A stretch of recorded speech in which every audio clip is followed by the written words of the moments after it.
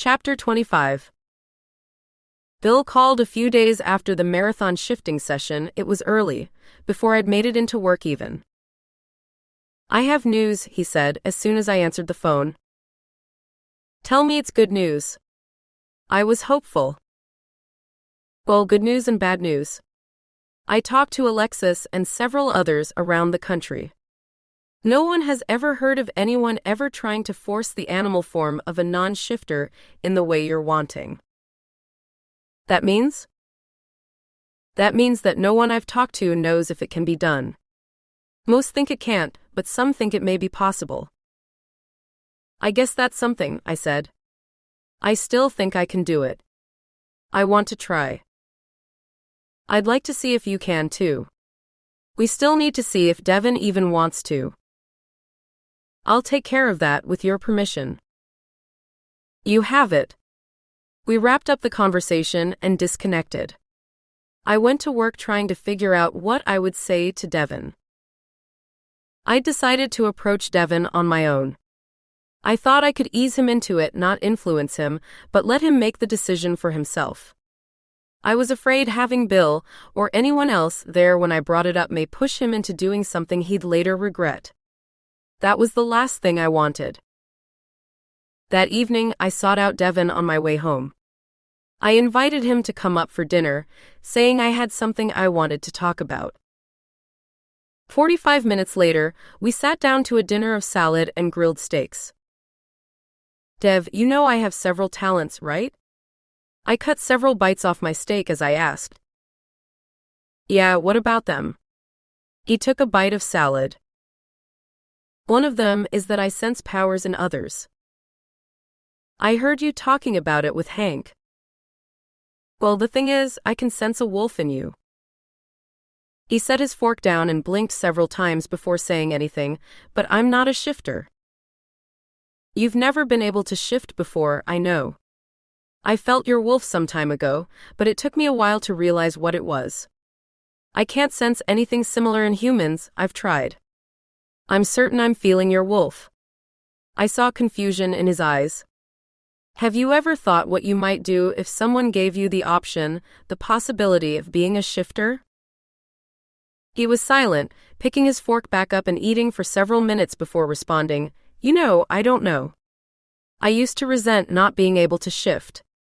I was convinced there was something wrong with me because I couldn't shift. Now I've come to terms with it, it's just the way I am. I understand, and I'm not going to push one way or the other.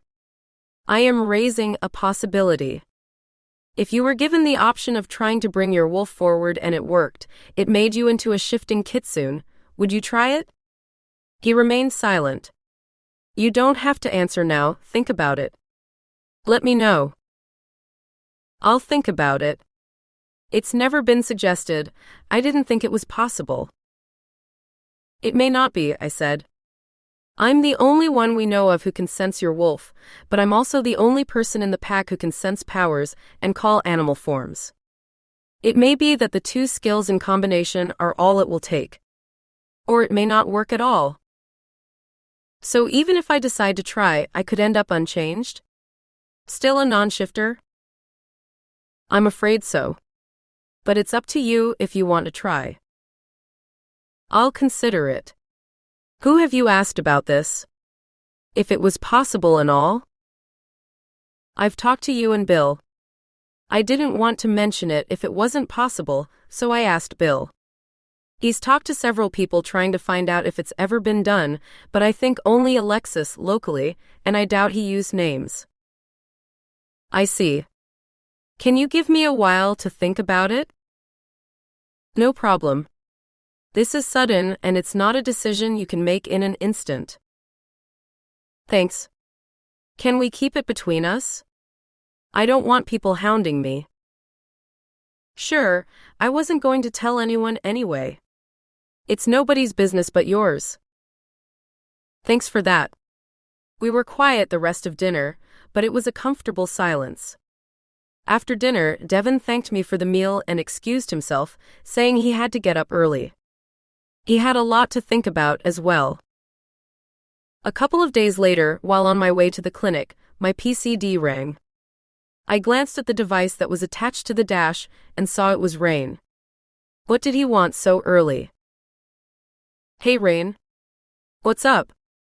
I asked after hitting the button to answer the call. Do you have plans for tonight? I thought for a second. Nope, what's up? Come to my place for dinner. We should talk. Is something wrong? Nothing's wrong. Just come over. I'll feed you, we'll talk. What are we going to talk about? Just come. Mysterious ass. He laughed. What time you want me there? About 6. Want me to bring anything? Just you. I'll see you then. I ended the call, parked, and went inside wondering what was up with Rain.